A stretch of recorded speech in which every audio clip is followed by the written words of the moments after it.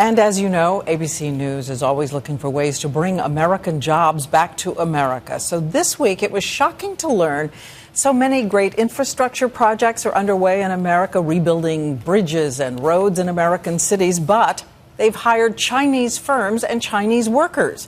Why? 2020 anchor Chris Cuomo is the captain of our Bringing America Back team, and he decided to track down those people who made these decisions. Rebuilding America's crumbling infrastructure is now a priority. Help us rebuild this bridge. Help us rebuild America. Help us put construction workers back to work. In New York, a $400 million renovation of the Alexander Hamilton Bridge. In California, a whopper, a $7.2 billion new bridge to connect San Francisco and Oakland. And in Alaska, a proposed $190 million bridge project. Sounds like a great opportunity for government spending to actually lead to real jobs.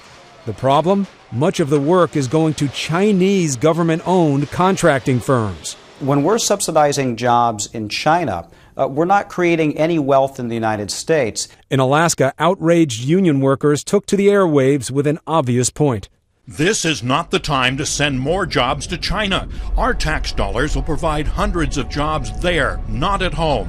U.S. law actually requires major infrastructure projects to buy America when the cost difference is reasonable.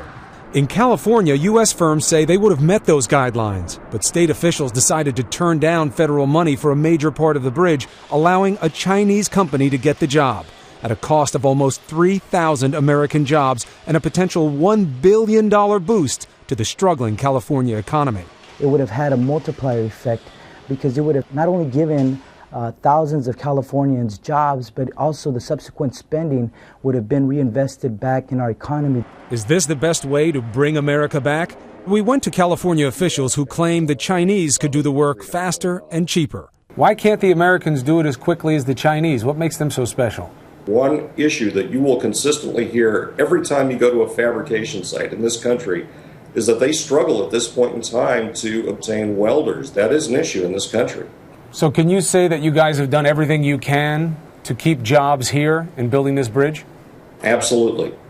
But would American companies have done it, Chris, for a little less money and tried to race it along? The U.S. firms say absolutely. They say they could have done this job. And there's a bigger point here. It's not a level playing field. The Chinese firms are state-owned. They don't pay their workers as much. That's why the Buy America laws were passed. If states can get around them, Diane, we'll never bring America back. You have to enforce the rules to let American companies play.